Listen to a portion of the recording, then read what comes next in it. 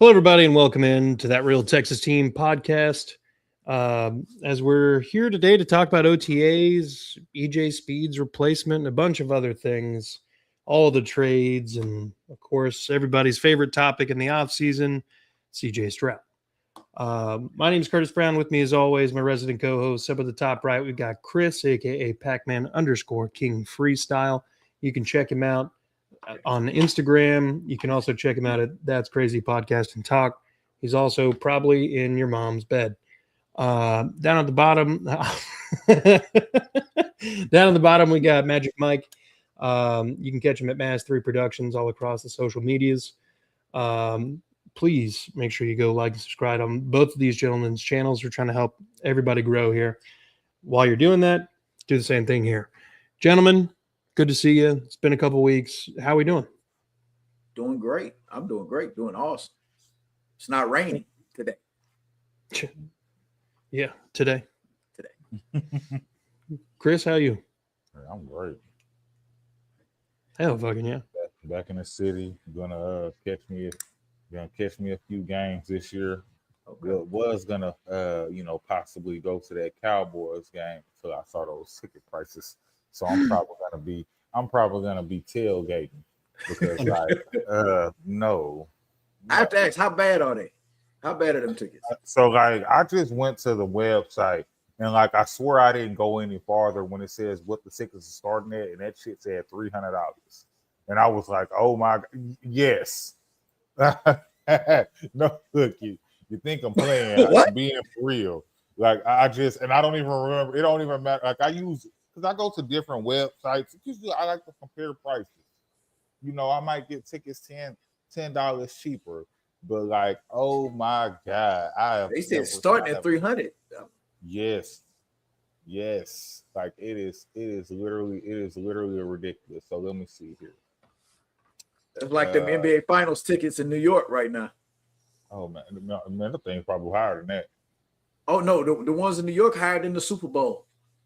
Oh, I'm sure. Damn. I am sure. Yeah, because this is and they're gonna win too. That's the crazy part. But so I'm literally looking. I just want the StubHub. I'm literally looking. So the sitting on 100 section, you are not paying anything less than $1,300. That's the sitting in room 100s. Sit where you sit at, Mike. You do know there's some wheels going in my head, and you know what? I know. Work real well. I know. That's what I'm telling you. I got you. I got you. That's what I'm saying. I'm literally looking section 130, row E, 1348, 108, row N, 1410. It's crazy. Damn. Crazy. Hold on. 640, 347. Damn. And that's getting a discount. It was $469. I might have to have a conversation with my wife. I say, how bad do you really want to see the count? You got to remember, and that's each ticket. That ain't for two. That's each ticket. I got two of them. I'm thinking mortgage. Hey, I'm just saying. Yeah.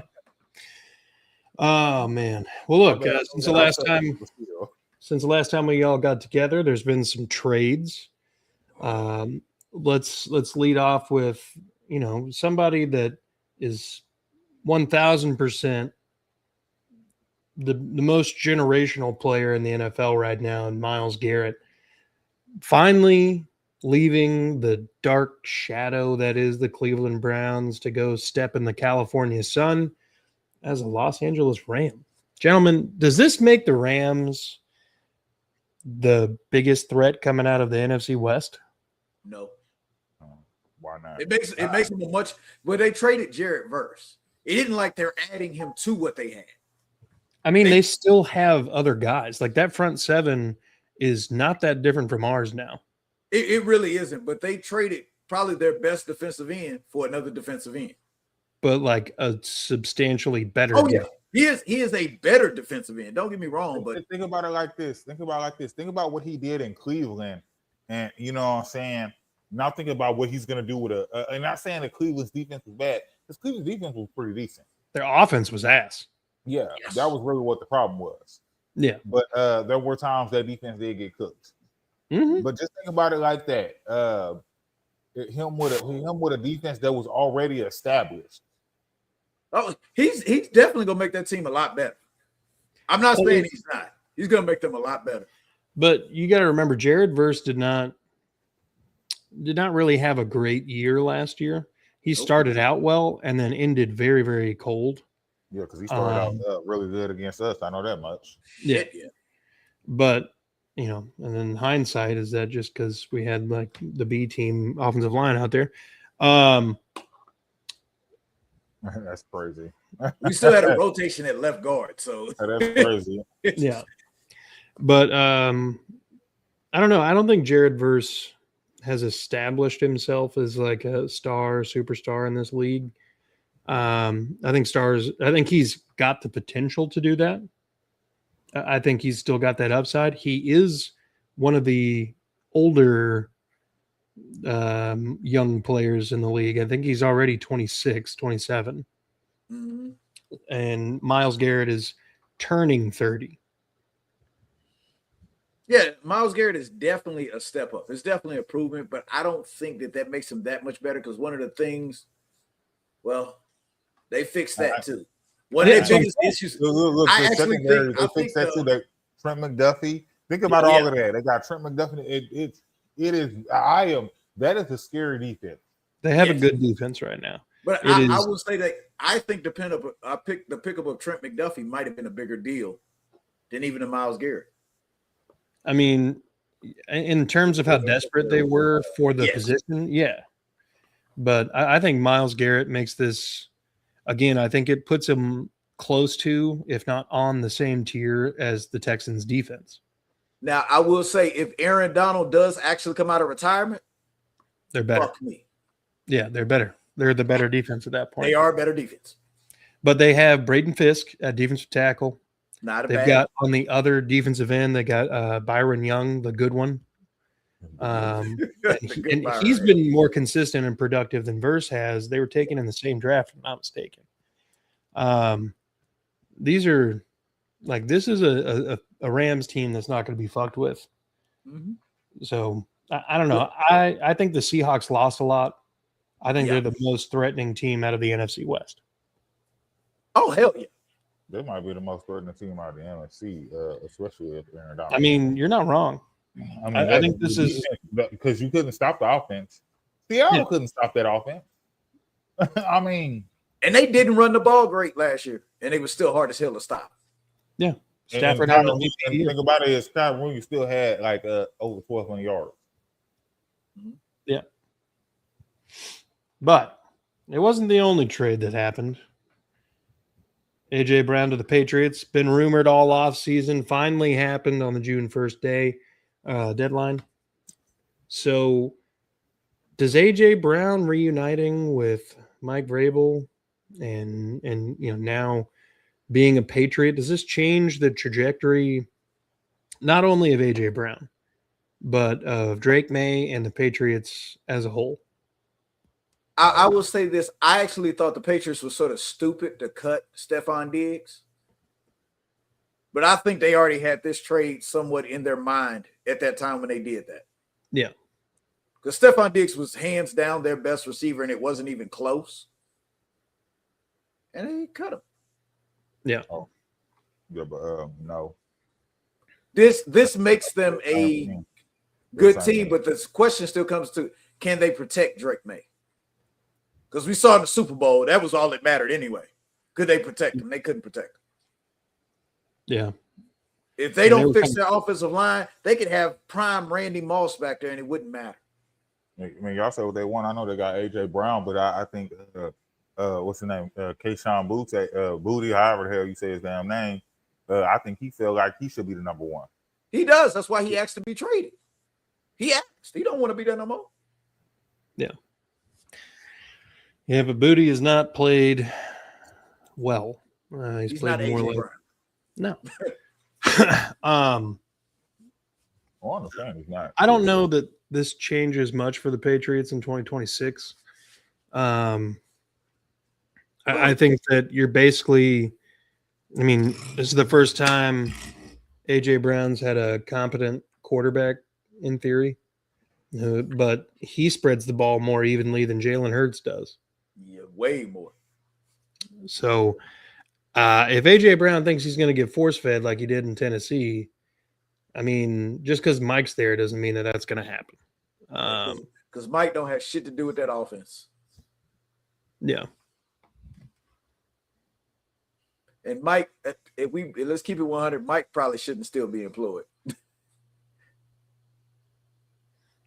Yeah. If you create that much mess for your team to where the owner has to come out and make excuses for you, you probably shouldn't be employed, bro. Yeah. And I don't like to fire people for what they do in their personal time, but goddamn, son. Yeah. Keep your dick in your pants. Yeah. Come on, Mike. Well, he's married. He's married. If he wasn't married, I wouldn't No, say I'm not even talking about you. I'm talking about him. Oh, yeah. Same name. Okay. Yeah. But no, honestly, if he wasn't married, I wouldn't make as big a deal. Like, hey, man, you do what you got to do, man. Hey, she gave it up easy. You take it, you do it. But you married.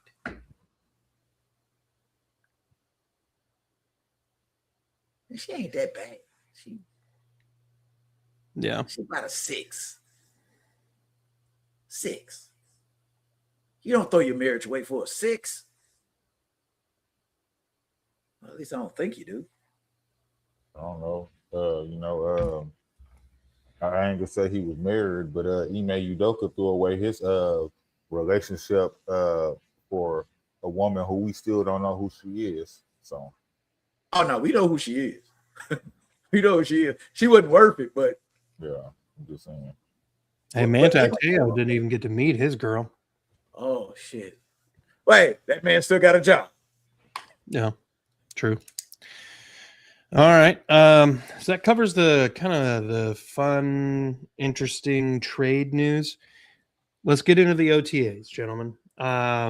Texans OTA has been going on for like a week and a half, 2 weeks now. Yeah, we going to second. Mandatory is starting this week, I think, on the 9th.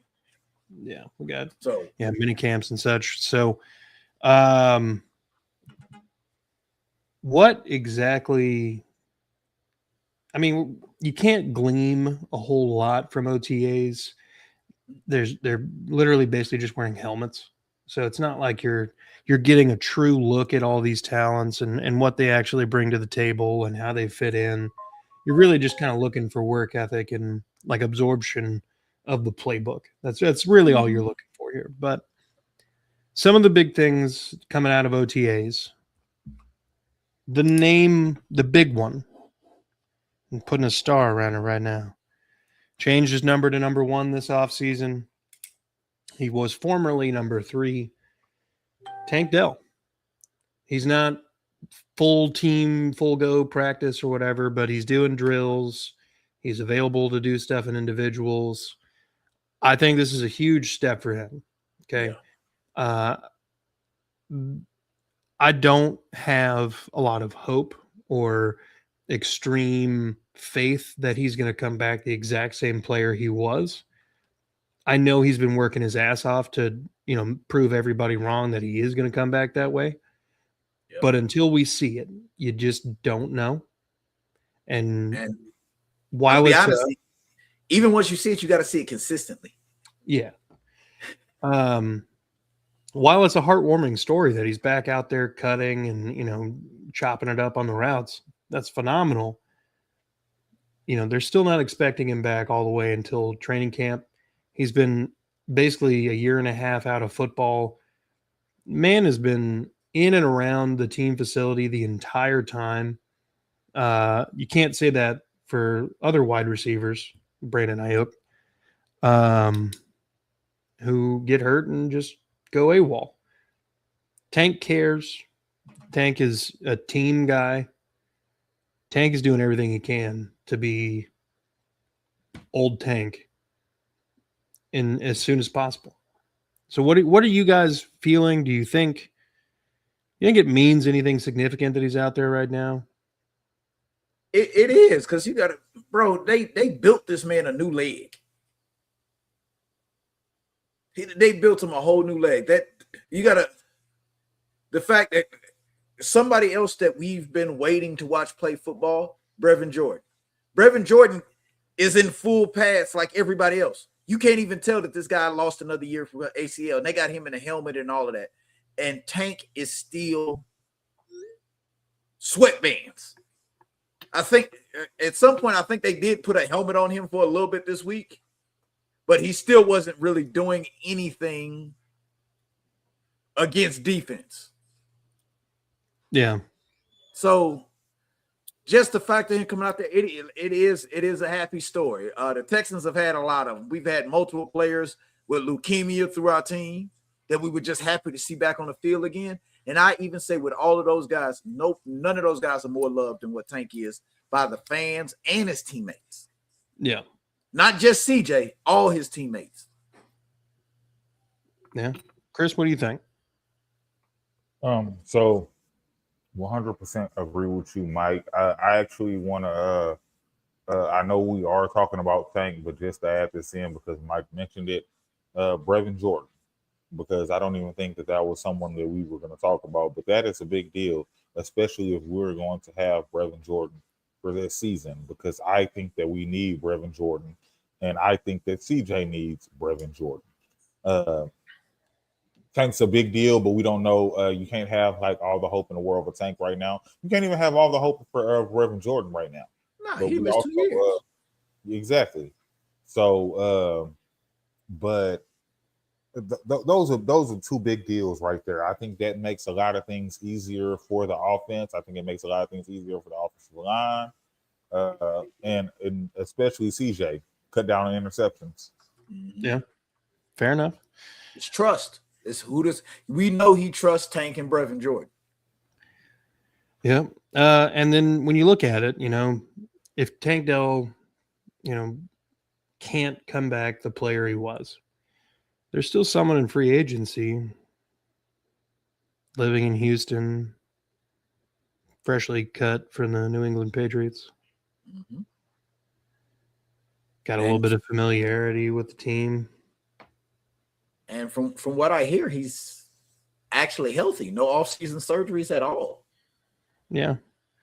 But did he get another female rapper pregnant? Who knows? Of course, we're talking about Stephon Diggs. He would be an interesting body to bring in, but we were talking about this before. I think you already have wide receivers 1 through 5 pretty well figured out. I mean, you got Nico, Jalen, Jaden, Tank, if he's healthy, Hutch, and everyone is crushing on Justin Watson right now. Well, because that guy we drafted that nobody really gave a shit about, Lewis Bond, actually playing his ass off. Mm-hmm. Bond. Yep. Bond has been balling the fuck out, and that's if there was a standout, it would probably be Lewis Bond. This is the time where the guys who are undrafted and under the radar guys have to make a name for themselves in OTAs, and I think Lewis Bond has done that. The bottom 20 people on the roster, 30 people. I think What they say about him? He's a route runner. Mm-hmm. If they actually come out there and say, well, he wasn't a great athlete when he was in college, he wasn't this, he wasn't that, but man, he's a great route runner. Do you know that is a quarterback's friend? A guy that he knows is going to be where he's supposed to. Mm-hmm. Uh-oh. Speaking it of, sounds a lot like a guy Stephon Diggs when he got drafted. Mm-hmm. A little bit. Lewis Bond's significantly smaller and slower, but yeah. Yeah.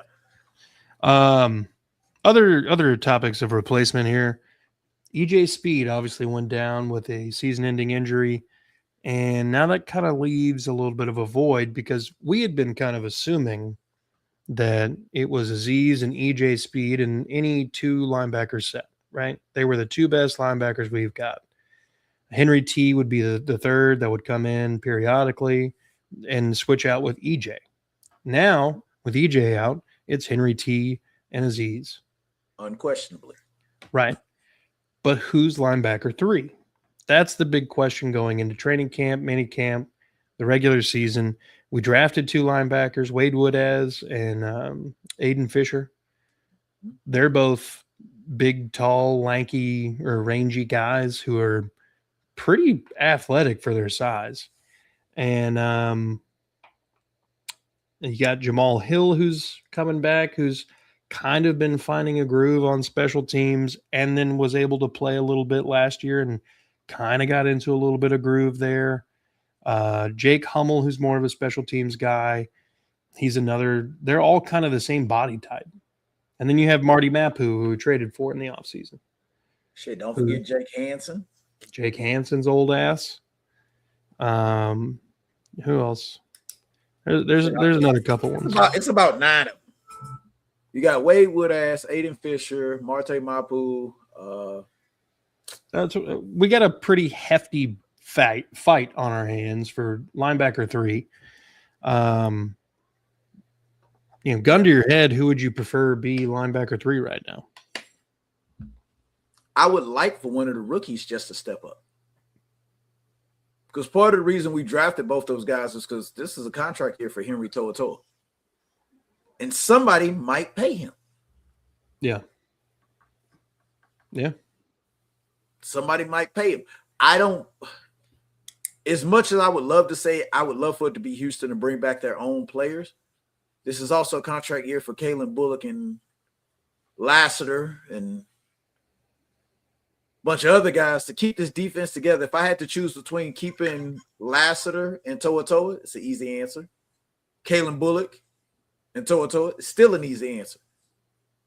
The lowest guy on the totem pole that's out, and let me not forget about Tommy Togiai.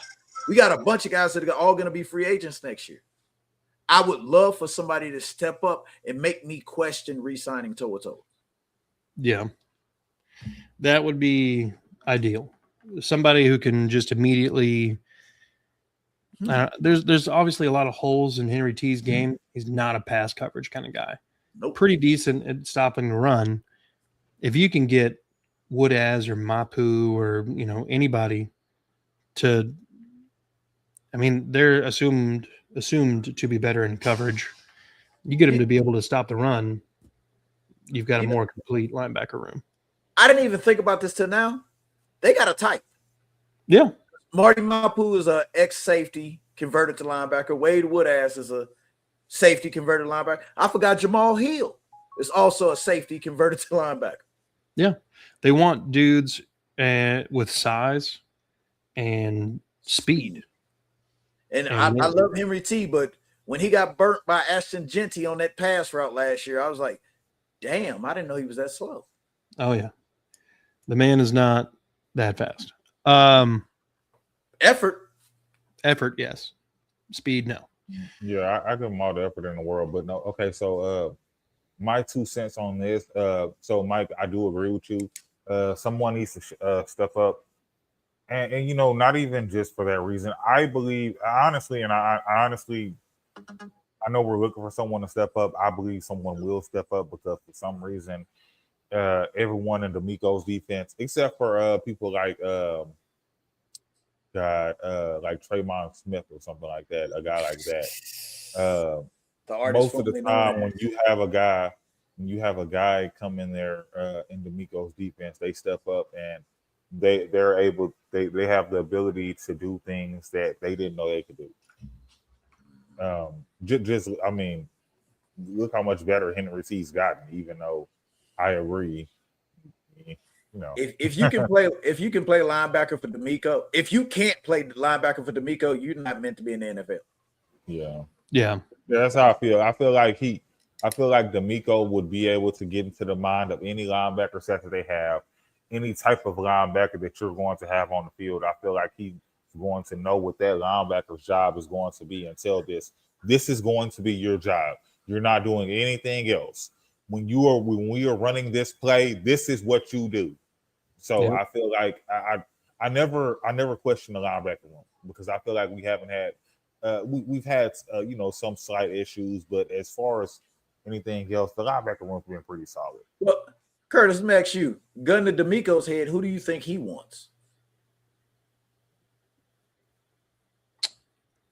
Probably Wade Woodaz.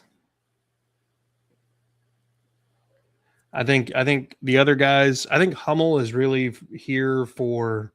I think Hummel might be the replacement for Jake Hansen, and Hummel's a really good special teams guy.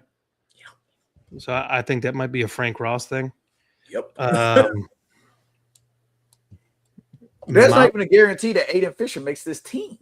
No, but by all accounts, he's a very smart and very athletic guy who also does really well in special teams. There's a world where he is on the practice squad for sure. Mm-hmm. But yeah, I think Wade Woodaz is definitely D'Amico's gun to the head pick. Let's pivot. Can this O-line save CJ Stroud's NFL career? Obviously, the common talking point this offseason is, does CJ Stroud have the yips? Does he still have it? Did he ever have it? Was it just kind of a flash in the pan his rookie year? Well, 2026 is going to tell us everything we need to know. And not just us, the Texans are going to figure out whether or not CJ's the guy or a guy. So, gentlemen, we've spent more money this offseason on the offensive line than we have at any point before. And it's hard to believe considering we used to pay like 3 offensive linemen $20 million. But Larry Tunsil. Yeah. But you got a second-round draft pick invested in Ursery. You've got a first-round draft pick invested in Keelan Rutledge. You've got, I think it's like $8.5 million this year, $8.5 million next year invested in Wyatt Teller. You got $4.5 invested for Evan Brown. 20. What was it? What was Evan Ingram's or Ed Ingram's deal? Like 3 years, like 34 or something like that. Like $15 million a year. So I mean, I don't even know what Braden Smith's number is. Right, Braden Smith is, I think, was like 2 for 22 or something. Yeah, and then Trent Brown's a $9 million deal. So we've got expensive backups. Like it's a thing. We have spent the most money possible and revamped this line again. So, gentlemen, is it enough? We won't know until about game 3, I say. Okay. And it's just my thing about it, because last year we all knew that line, when we spoke about it, we knew that line, we were hoping. Ed Ingram was amazing for what we didn't even think he was going to be. Yeah. Not saying he's going to do that this year, but he earned his money. I'm not going to say anything about it because he was hands down our best offensive lineman all season. Yeah. And we all expected Titus to be it, and Titus wasn't it. Yeah. So and Titus is now gone, and his highest salary. And we all know last year that was a Band-Aid. Come on. 2 of the guys we brought over were gone before the season was over. Mm-hmm. I mean, the Band-Aid offensive line, it was like that all season. We got rid of a bunch of guys. We brought in some new guys, but I say game 3, maybe game 4. I don't think we start 0-3 again, though. Even if they aren't like good at the beginning, I do not believe that happens again. Not saying that we make the playoffs, but I don't believe we start 0-3. So the thing is, it's crazy. I think no matter who's playing left guard, they'll be better than what we started with at left guard last year. Yeah. Oh, I agree. Doesn't even matter who it is. Yeah. It could be Evan Brown. We know who it's not. It's not going to be City So. Or Juice Scruggs. Or Lincoln Tomlinson. And I'm willing to bet that Jarrett Patterson doesn't make this team. I think Jarrett gets traded. There's somebody out there that'd probably be willing to give us a 5th or 6th. That's too what high. Jarrett Patterson brings to the team. That's too high. No. I feel like that's too much. Bro, you get a 6th-round pick for guys you're about to cut. Yeah. That's too much. So with the offensive line we've assembled, do you think that the offensive line is on paper capable of creating enough time for CJ Stroud to rekindle whatever 2023 was? Possibly. One thing I'm not ready to just completely commit is how good this offensive line get pass protection. But God damn it, I believe we'll be able to run the ball. And we better that be. I'm almost positive we'll be able to run the goddamn ball. Yeah, we got a pretty huge offensive line now, with Ed Ingram being significantly, like, far and away the smallest guy. Okay, Chris.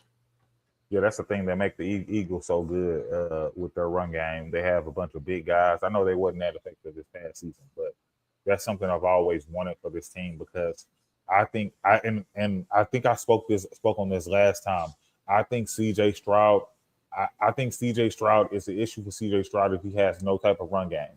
If he does not have a run game, he cannot do anything, because he feeds off of the play action. Yeah. He needs the play action to have success. And so I just, game 3, that's what I think we'll know exactly what's going on there, because I do think that's a big deal, because I feel like CJ feels like he has to play hero ball, and he is not a hero ball type of quarterback. We know this. Yeah. We have seen enough of him. There are times he can do certain things and be a hero. I get it. He's done it. But we don't want to see him have to do that, because we know what that's going to get him. So we'll see. I'm excited though. About to purchase my NBA League pass, my NFL Sunday ticket. Well, I would say this: I haven't been in a while. I'm actually excited by preseason football. Yeah, I mean, getting to see some of these young guys and some of the guys that are in the bottom end of the roster fight for their NFL future. Yeah, we're invested in some of these 6th and 7th round picks and undrafted free agents. I want to see what the fuck Marlon Klein looks like. Yeah. Now, I doubt that we'll end up seeing much of him. He might play a little bit, but I don't think we'll see a lot of him. All right. Fuck me. Don't do that. What does CJ Stroud have to do stat-wise to stay in Houston beyond this season? I say beyond this season, knowing that he's already had his 5th-year option picked up. But if he does not play well, they're going to trade him. To who? I have no idea. Probably the Jets. Ooh. Regardless. Well, careers go to die. And the crazy part is, the Jets would give up so much for CJ. Right now. Right now they would. Well, I mean, I even think if he wasn't, I still think they would give up so much for him. But with that being said, what does CJ Stroud's season have to look like for him to keep his job in Houston? So if you want to be honest, stats mean nothing. If they go to the AFC Championship, he's going to keep his job. I'm telling you that right now. They've never been. If they go to the AFC Championship with a mediocre CJ, with a better than last year CJ, someone that was just slightly better, a cleaner game, slightly better AFC Championship game, he keeps his job. I'm telling you that right now. We've never been there. He keeps his job. You touch on it just there. A slightly cleaner game. That is a stats thing. Slightly. Not even a lot. Thing. Look, all I need for CJ Stroud to do is to bring back the efficiency of 2023. He was out there having fun. He was out there slinging the damn rock confidently. He had 5 interceptions, but he threw the ball a lot of times. 3 of them came in one game. Yeah. The man legitimately had one of the most accurate seasons in NFL history as far as on-target passes. And all the passes that weren't on target were put basically out of reach of everybody on purpose. If CJ Stroud can get the interceptions back to about 5 and then the offensive line does its thing and David Montgomery can run the ball, I think this is going to be okay. I think CJ will get us to the AFC Championship game. And like you said, Chris, I think that will lead to the extension. However, if he's carried the whole way by the defense and the running game, I can't see a world where they're like, yeah, let's bring back mocha-colored Trent Dilfer. Oh, God. So damn. You say that, and like I say, if they make the AFC Championship game, like you say, and I just say because I feel like he was scared this season with the season he had. If he's slightly better, I don't know. I gotta stop the blasphemy. If we're being completely honest, if like CJ's last year wasn't actually bad last year. We keep thinking about the last two games we saw him play. Yes. If those last two playoff games didn't happen, CJ would have got his contract extension this year. CJ would have won a Super Bowl. I don't know. I mean, he missed the games with a concussion, but he took a pretty good size step back in terms of spreading the ball around. He was throwing a lot of hurried passes where he's just trying to dump the ball off, which we wanted him to do. But he was doing it because his life was on the line. They couldn't protect him. Exactly. But no, I'm telling you, if you go back and look at the stats from just the season, don't completely get rid of the playoff games. If he played like he did throughout the year, you're right. We probably would have been at least the AFC Championship last year. Yeah. If he played like he did throughout the season. Them 2 games in the playoffs were the worst games we have ever seen that man play. I wonder, because basically every playoff game CJ Stroud has struggled. The temperature's been pretty cold. Really? That game against Kansas, he lost last year in the playoffs. He didn't struggle. He did not. We lost the game, but it wasn't because he struggled. He had a good game. His last game, I'm trying to think, the game against Baltimore, his rookie year. That was a bad game, but it wasn't completely a bad game for him. He didn't throw an interception. He didn't throw not one. Yeah, I think the first 2 years, so against Baltimore as a rookie, and then against Kansas City, the rest of the team needed to play catch up. CJ played decent games. And that's why I said this past year was just so bad. I think he would have got his contract extension if those 2 games in the playoffs didn't happen. Now, how much would they have paid him is a complete different question. I think the only reason that he didn't get an extension already is because CJ wants that big money. You think he wants that Dak? Yeah. Imagine being his agent from 2023 to now. You know what I mean? Like you come in and your guy's just taking over the league, and then a couple years later he's kind of falling off, and now everything's kind of you're telling your guy, hold on, let's wait for more money. And I would tell him to do that as well. But the thing about it, I think he would have got if those last 2 games we saw him play weren't as bad as they were. I think he would have got his contract extension because if Trevor Lawrence got a contract extension and a massive one, guys will get it. Look what Daniel Jones got. I understand. I'm not saying he would have got that $60 million. I'm not saying he would have got Dak money, but I could have seen him getting 55, 56. That's damn near that. If you're going to extend your quarterback, that's damn near the going rate now. Well, yeah, but I think CJ is holding out for that top 5 money. And well, 55, 56 would have put him in top 5. No. How wouldn't it? 55, 56 million a year, that'd put him in top 5. I don't think so. No, because you already got Dak. You already got Josh Allen. Yeah. Mahomes. Mahomes isn't making top 5. He's not making top 5. Who else you got? Herbert. Oh yeah, Lamar. Herbert. Kevin, Trevor Lawrence. Well, no, Trevor Lawrence is only at 55. That's what I'm telling you. That's the range he would have been at. And Trevor Lawrence is in top 5. Paid anyway. Deshaun. Well, Deshaun's contract got restructured. He ain't nowhere near that no more. He's in the 40s again.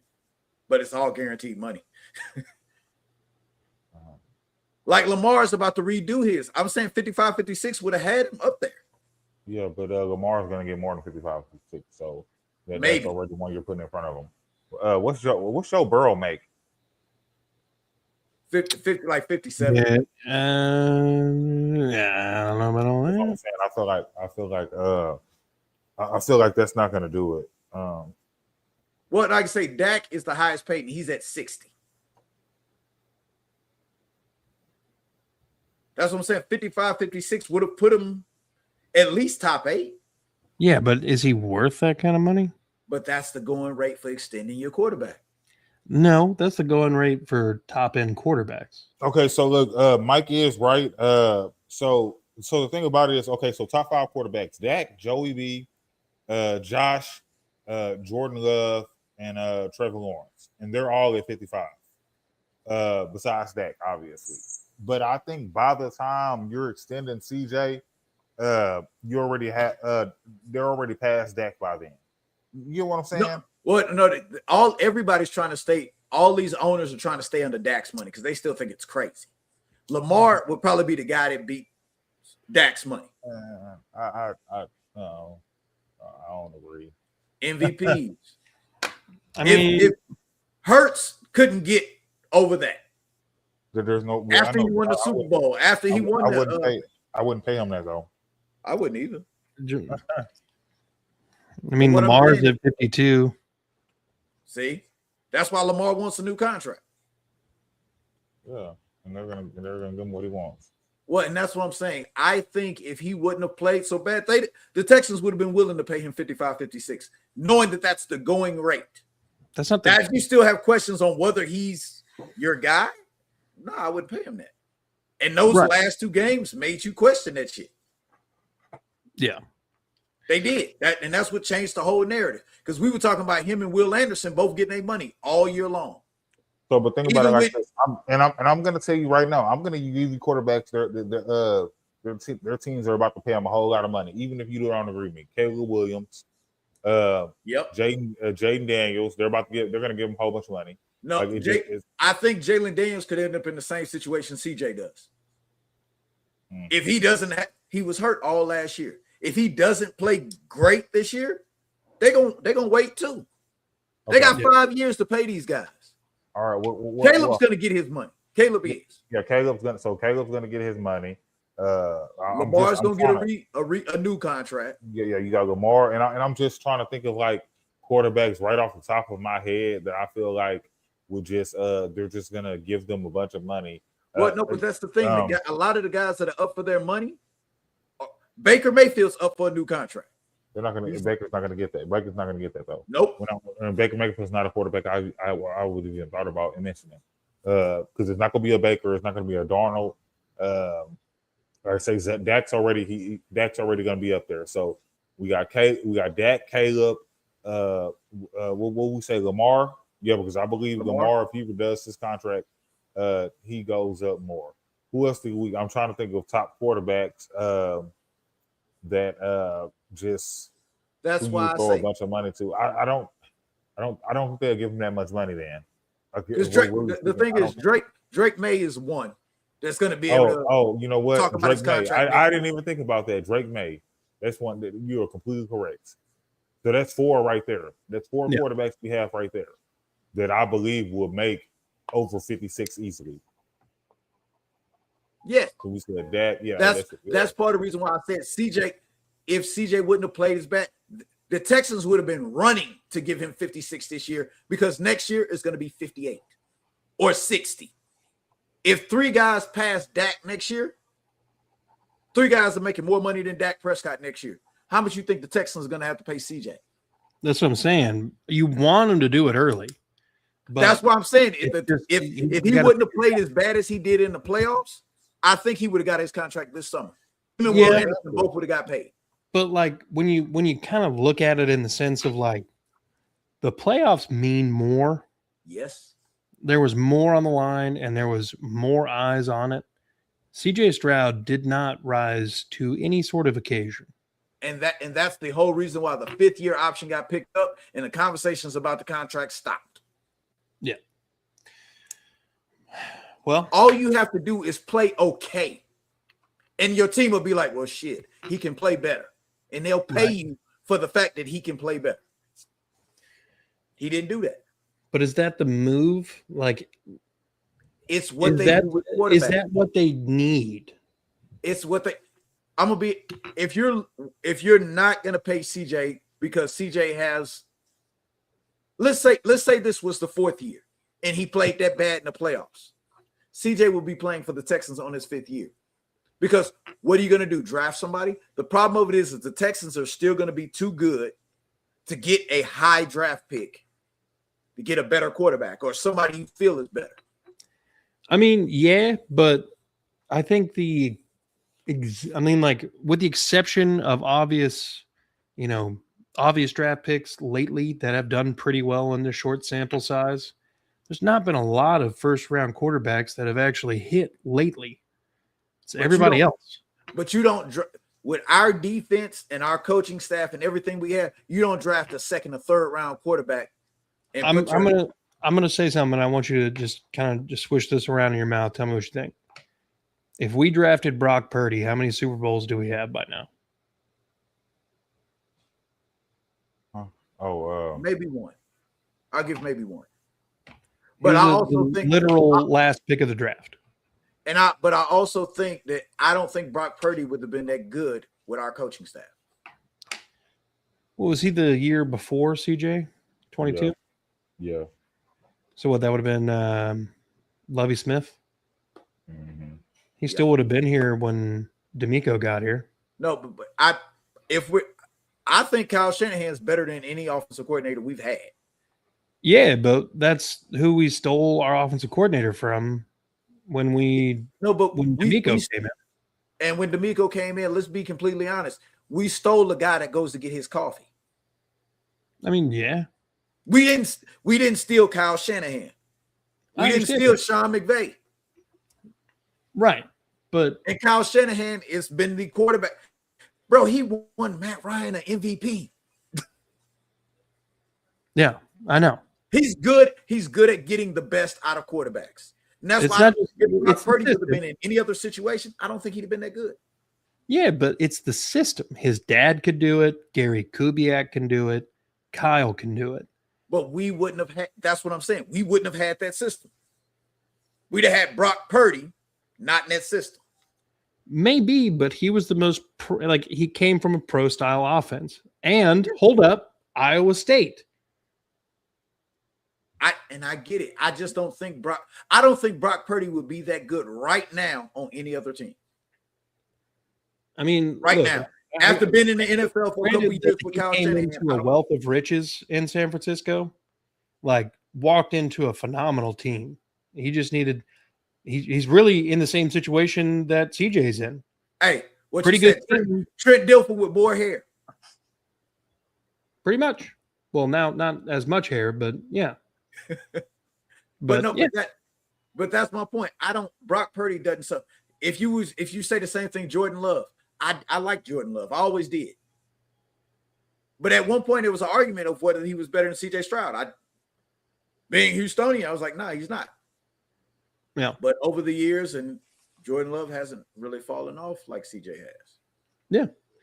Well, didn't Jordan Love get the Aaron Rodgers treatment, sitting for 3 years? So, I mean, that's the ideal.